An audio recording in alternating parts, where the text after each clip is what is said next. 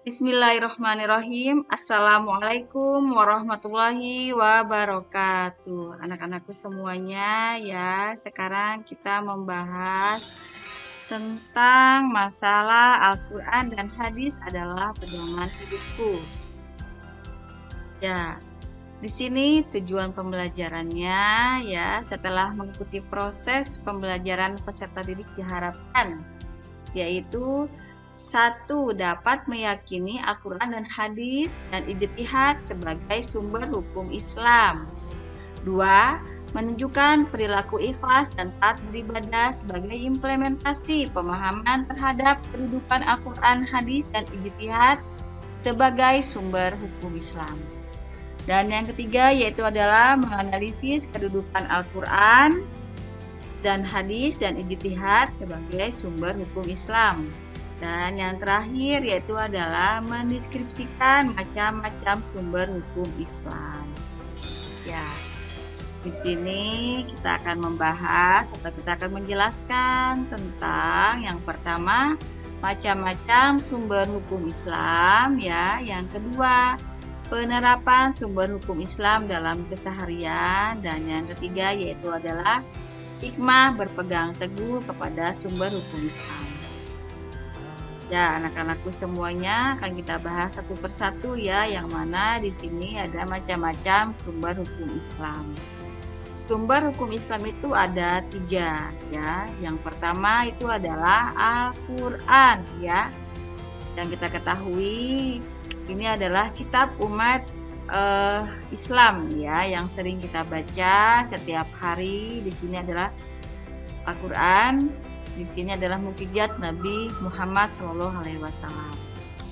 Ya, yang kedua yaitu adalah hadis dan as-sunnah, dan yang ketiga adalah ijtihad ya. Ya, Ibu akan menjelaskan satu persatu dari ketiganya ya. Yang pertama yaitu adalah Al-Quran. Apa itu Al-Quran? Ya, di sini sudah tertera ya.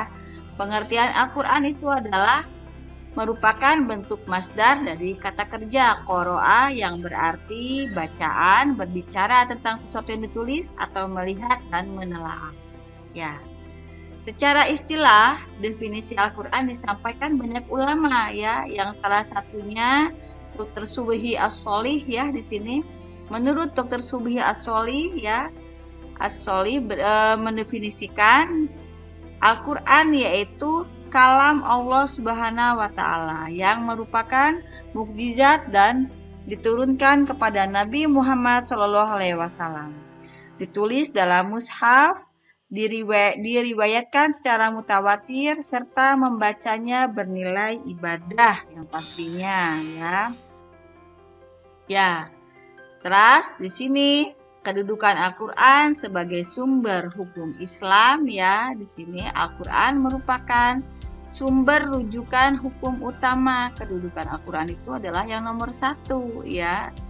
Ya, sebagai sumber hukum Islam sebagai berikut. Yang pertama yaitu adalah sebagai rujukan pertama dalam menetapkan hukum atau ketentuan suatu perkara dalam kehidupan. Ya. Di sini ketika kita mempunyai permasalahan ya, semua apa yang kita permasalahan yang kita hadapi itu jalan keluarnya terdapat di dalam Al-Quran ya. Maka kita harus berpegang teguh kepada Al-Quran ya. Ya, yang kedua yaitu adalah Al-Quran merupakan sumber hukum utama. Oleh karena itu, segala ketentuan hukum dari sumber lain yang bertentangan dengan Al-Quran dipandang batal atau tidak sah ya, atau tidak boleh digunakan ya. Diperlukan kajian mendalam sebelum menentukan suatu ketentuan dalam ajaran Islam. Ya, ketika ada sumber-sumber yang lain mengatakan tapi di luar daripada hukum Islam atau Al-Quran ya, maka itu tidak boleh digunakan atau batal ya, tidak boleh. Ya, yang ketiga yaitu adalah sebagian ketentuan dalam Al-Quran hanya bersifat garis besar dan ada pula yang telah dijelaskan secara terperinci. Ya, itu yang semuanya terdapat di dalam Al-Quran ya. Ya, sekarang adalah kandungan hukum dalam Al-Qur'an ya. Kandungan hukum dalam Al-Qur'an di sini yaitu menjadi 4 aspek ya sebagai berikut. Yang pertama yaitu adalah hukum peribadatan dan muamalah. Ya, di sana hukum peribadatan semuanya ada dan muamalah ya. Dan nomor 2 adalah kisah-kisah para nabi. Jadi 25 nabi yang kita imankan ya, yang kita imani itu semuanya kisah-kisahnya terdapat di dalam Al-Qur'an. Dan ketiga yaitu adalah informasi kehidupan dan alam semesta, di antaranya informasi tentang terbentuknya alam semesta dan penciptaan manusia. Yang keempat yaitu adalah janji dan ancaman Allah Subhanahu wa taala terhadap seluruh umat manusia ya. Jadi ketika Allah berjanji surga kepada orang-orang yang soleh ya, maka Allah akan menetapkan ya surga itu untuk seseorang yang soleh. Dan sebaliknya, ketika Allah sudah menetapkan tentang neraka atau balasan neraka bagi orang-orang yang tidak patuh kepadanya, itu ya semua sudah ditetapkan di dalam Al-Qur'an. Ya, dalalah Al-Qur'an ya adalah kandungan pengertian yang terdapat pada suatu kata atau kalimat dalam nas Al-Qur'an. Dalalah Al-Qur'an terbagi menjadi 2, yaitu adalah dalalah qat'i dan dalalah janni. Ya, di sini ada hadis dan as-sunnah. Ya. Definisi hadis dan as-sunnah yaitu menurut ahli fikih, hadis adalah segala perkataan, perbuatan, dan ketetapan Nabi Muhammad SAW. Hadis Nabi Muhammad SAW diceritakan secara turun-temurun dari satu generasi kepada generasi berikutnya. Oleh karena itu, dalam ilmu hadis dikenal 3 istilah, yaitu sanad, matan, dan rawi. Ya, as-sunnah yaitu segala yang dinukilkan dari Nabi Muhammad SAW, mencakup perkataan, pengajaran, sifat, perbuatan, tingkah laku. Ya, perjalanan hidup baik terjadi sebelum masa kerasulan maupun sesudah kerasulan. Sunnah Nabi Muhammad SAW terbagi menjadi 3, yaitu sunnah qauliyah, sunnah fi'liyah, dan sunnah takdiriyah. Ya, kedudukan hadis ya di sini sebagai sumber hukum Islam. Yang pertama yaitu adalah hadis berkedudukan sebagai sumber hukum kedua ya dalam Islam setelah Al-Qur'an. Pernyataan tersebut terdapat pada surat Al-Hasyr ya. Yang C, fungsi hadis terhadap Al-Qur'an. Fungsinya bagaimana? Ya, yang pertama yaitu adalah memerinci ketentuan dalam Al-Qur'an. Yang ketiga, memperkuat hukum yang ditentukan dalam Al-Qur'an. Dan yang terakhir yaitu adalah memberikan penjelasan ketentuan dalam Al-Qur'an. Ya, terus menetapkan hukum yang belum disebutkan dalam Al-Qur'an. Klasifikasi hadis ya, di sini mutawatir dan ahad.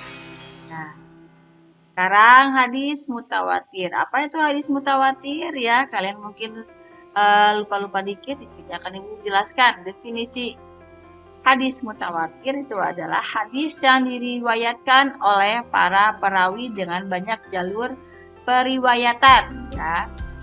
Macam-macamnya, mutawatir lafzi, mutawatir maknawi ya. Terus hadis ahad. Di sini apa arti hadis ahad ya? Yaitu adalah hadis yang diriwayatkan oleh satu jalur atau beberapa jalur periwayatan yang tidak mencapai derajat mutawatir. Ya, macam-macamnya di sini ada sahih, hasan, dan dhaif dan maudhu ya. Ya, anak-anakku semuanya, sekarang kita akan membahas tentang masalah ijtihad dari sumber hukum Islam yang ketiga. Ya, yang pertama ya, definisi ijtihad itu apa sih ya? Mungkin kalian sudah pernah membahas tapi masih lupa-lupa, akan diingatkan ya. Ijtihad berasal dari bahasa Arab ijtihada. Yajtahidu, ijtihadan yang artinya segala kemampuan. Bersungguh-sungguh mencurahkan tenaga atau bekerja secara optimal. Secara istilah, ijtihad artinya menggunakan pikiran dengan penuh kesungguhan untuk menemukan hukum atau ketentuan tentang sesuatu hal berdasarkan aturan dalam Al-Quran dan hadis serta kaidah berijtihad. Ya, syarat-syarat ijtihadnya itu apa aja ya? Yang pertama, kalau kita misalnya menjadi orang yang ijtihad, yaitu harus tahu Al-Quran, isi Al-Quran atau lebih paham Al-Quran, terutama berkaitan tentang hukum-hukumnya. Ya. Yang kedua yaitu kita harus bisa menguasai bahasa Arab dengan segala kelengkapannya untuk menafsirkan Al-Quran dan hadis. Yang ketiga, menguasai ilmu usul fikih dan kaidah-kaidah fikih yang luas. Dan yang keempat yaitu adalah mengetahui ijma para ulama dan perkembangan hukum dalam Islam. 5. Memahami keadaan masyarakat baik dari sisi adat istiadat, kebiasaan sosial hingga psikologi masyarakat ya. Kedudukan ijtihad ya di dalam Islam itu, hukum yang dihasilkan dari ijtihad tidak boleh bertentangan dengan Al-Quran. Jadi harus sejajar dengan Al-Quran ya. Harus sama dengan Al-Quran dan hadis ya yang pertamanya. Pernyataan tersebut dijelaskan dalam hadis riwayat dari ya. Cara-cara ijtihadnya seperti apa? Ya, seperti ini ya cara-caranya. Ijma adalah kesepakatan para ulama. Nah, jadi di sana berkumpulnya para ulama bersepakat misalnya ya dalam salah satu hukum Islam, misalnya kamar itu kan banyak ya, yang memabukkan itu adalah banyak ya. Bisa kita misalnya seluruh yang memabukkan ya, tidak harus disebutkan satu persatu nama-namanya, itu disebut haram. Nah, contohnya seperti itu. Nah, terus kias adalah mempersamakan masalah baru yang terdapat di dalam Al-Quran ya. Kalau misalnya di dalam Al-Quran sesuatu yang memabukkan itu adalah haram ya, maka di sini kita mempersamakan masalahnya ya, bahwa sesuatu yang memabukkan, mau dia khamar, mau dia misalnya merek yang lain-lain ya, atau misalnya ada orang lagi yang menciptakan sesuatu hal yang bisa memabukkan ya, nah itu disebut dalam Al-Quran adalah khamar, mempersamakan. Jadi kita bisa sesuatu yang memabukkan di sana adalah haram hukumnya. Ya. Terus masalah mursalah adalah penempatan hukum yang menitik beratkan pada kemanfaatan suatu perbuatan dan tujuan hakiki atau universal terhadap syariat Islam. Ya, anak-anakku semuanya, sekarang di sini adalah penerapan sumber hukum Islam dalam keseharian. Ketika kita sudah paham tentang bagaimana Al-Quran, bagaimana itu hadis, bagaimana itu ijtihad, maka harus diterapkan di dalam keseharian kita. Ya, menjadikan Al-Quran sebagai pedoman hidup ya. Jangan misalnya kalian suka sama film Korea ya, jadi pedoman kalian diikutkan misalnya bagaimana Korea itu berpakaian ya, itu salah ya. Jadi pedoman hidup itu harus adalah Al-Quran. Terus berperilaku ikhlas. Bagaimana ikhlas ya?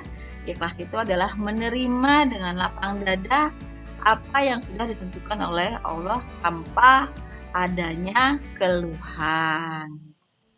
Ya, terus taat beribadah kepada Allah Subhanahu wa taala.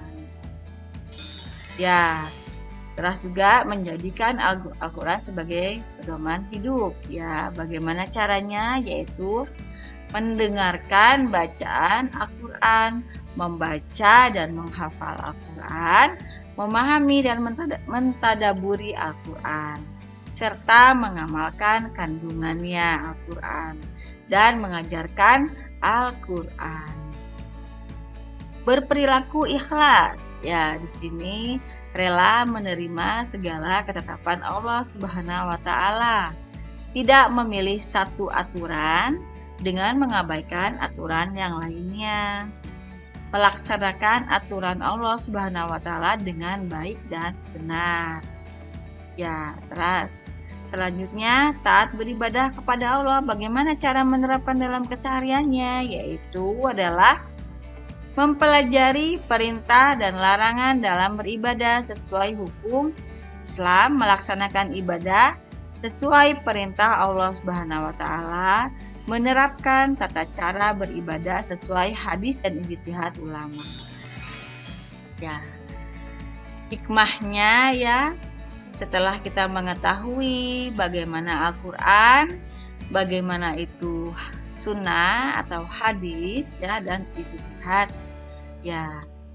Yang pertama yaitu adalah Al-Qur'an akan menjadikan syafaat nanti di hari akhir ya. Yang kedua, orang yang senantiasa belajar membaca Al-Quran dan mengajarkannya kepada orang lain akan menjadi amal solih ya.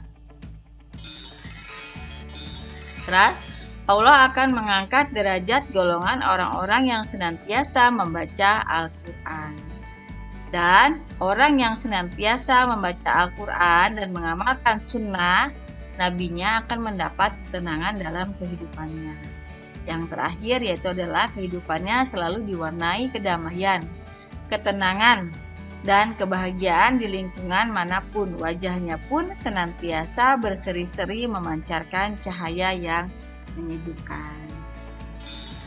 Ya anak-anakku semuanya ya, untuk memperlancar, untuk biar kalian bisa belajar lagi di rumah ya, maka di sini ada tugas untuk kalian ya. Kalian bisa baca, bisa buka buku paketnya yang ada di rumah ya. Ya, akhir kata dari Ibu, wassalamualaikum warahmatullahi wabarakatuh.